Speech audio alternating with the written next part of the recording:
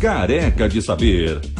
Professor, queria fazer uma pergunta hoje para o senhor aqui. A gente estava falando aqui agora com eu e a Thaís aqui sobre os candidatos que os partidos vão lançar. Essa história de PMDB vira pleitear aí, ser cabeça de chapa, essa coisa toda. Me lembrei aqui que existia no país, até bem pouco tempo atrás, uma esquerda. Parece que não há mais, porque tudo que se ouve falar de esquerda no Brasil hoje é alusivo a algum mal feito, a um ato de corrupção, essa coisa toda. Eu queria saber do senhor se o Brasil endireitou, como dizem certas fontes por aí, ou se sem uma esquerda é possível ter um processo democrático no país.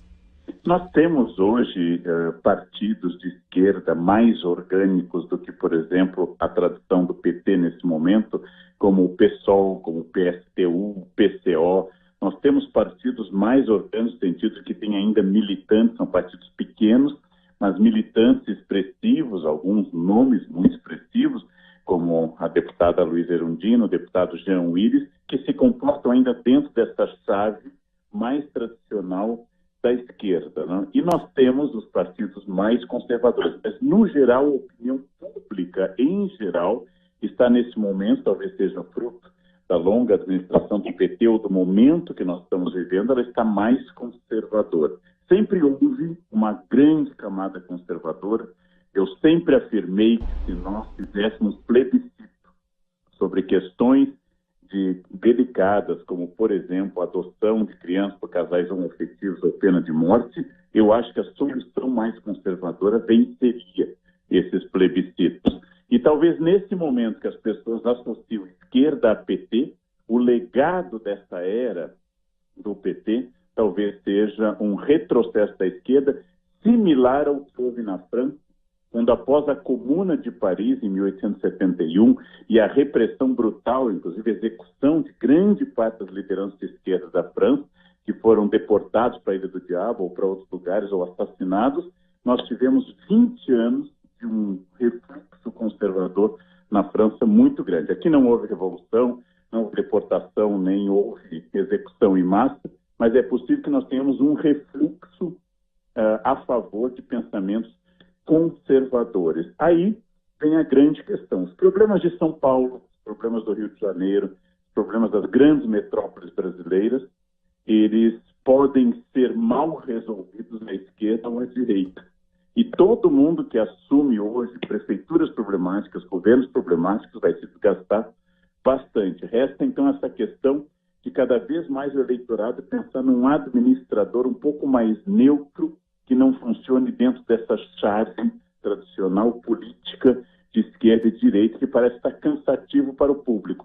Mas o perfil da próxima eleição será, acho, alguém de centro ou centro-direita. Essa é a tendência da próxima eleição, creio. Professor Karnal, você identifica alguém, algum partido, alguma tendência, alguma corrente que ocupe essa fatia do eleitorado que tende a votar à esquerda? Tão vazio nesse espaço, professor? Muito vazio, muito vazio. E eu acho que os partidos poucos se deram conta que nós queremos nomes muito novos, nós queremos propostas muito novas, pessoas que não fiquem repetindo ideias nacionais, pessoas que entendam que a Guerra Fria terminou em 1989, que não há mais União Soviética, que não há mais choque entre capitalismo e socialismo, a não ser em lugares muito tópicos, que os problemas que atingem as pessoas dizem respeito a saneamento básico, dizem respeito a conta, impostos, e não a um debate de quem foi Che Guevara, que não altera em nada, nem mais em Cuba, quanto mais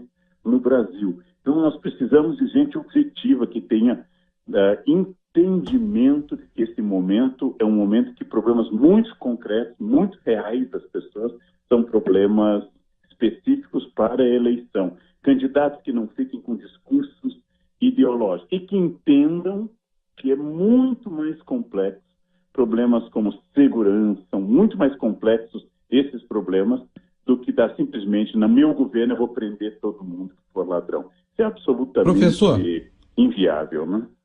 Professor, mas é engraçado, porque o que a gente percebe hoje, eu concordo com o senhor em essência, mas eu tenho até ficado muito preocupado ao ver que assim, certas teses mais histriônicas cativam mais o eleitorado do que o equilíbrio e, digamos assim, a racionalidade. A gente pode ver aí, por exemplo, a candidatura que mais cresce no Brasil hoje é de um extremista de direita, que é o o Jair Bolsonaro. Como é que a gente pode entender isso? Há uma repulsa nesse momento por qualquer coisa que esteja mais à esquerda? Acho que sim. Acho que Bolsonaro tem um grande privilégio sobre Lula ou outros, que é nunca ter exercido o poder executivo. Acho que ele tem esse privilégio, mas já vamos chegar às eleições lembrando que candidatos alinhados ao pensamento religioso ou alinhados a um pensamento mais conservador, como o prefeito do Rio, Crivella, já vão chegar bem mais desgastados, que já não estão bastante nessa eleição. Então, eu acho que o Bolsonaro tem duas características. Ele herda essa virgindade da opinião do eleitor, que nunca o viu errar, porque nunca o viu atuar diante do executivo. Segundo, ele tem ideias muito claras, independente da gente gostar, ou você e eu podemos não gostar, mas as ideias são muito claras. E nós temos essa retórica política de um Temer e de outros que ficam falando, e Bolsonaro diz com muita clareza algumas questões pontuais que afetam as pessoas e oferece soluções que esse eleitorado entende viáveis, né? Agora, eu vejo sempre como perigosa toda proposta que simplifique questões, que simplifique. A política brasileira não é fruto de uma vontade, não é fruto apenas de um homem, ela precisa de um partido que seja exequível, de uma proposta que seja exequível, e aí Bolsonaro vai ter que dar opiniões sobre aquilo que ele nunca opinou de verdade e efetivamente, como economia, por exemplo. Como resolver o fato que o Brasil vai voltar a crescer e tem que controlar a inflação? Como é que nós continuamos um projeto de distribuição de renda sem afetar investimentos? Como nós mantemos uma nota alta de otimismo dos organismos classificadores internacionais? Esses temas são muito mais complexos do que eu prendo e arrebento, para citar uma frase que Figueiredo, último presidente da ditadura, gostava de dizer. É muito mais complexo do que isso. E aí, num debate, isso é mais difícil de simplesmente dizer no meu governo eu prendo bandido, no meu governo eu faço isso. Essa é uma tendência mundial. Lembra que o presidente das Filipinas se tornou popular autorizando pessoas de polícia a executar ladrões pessoalmente.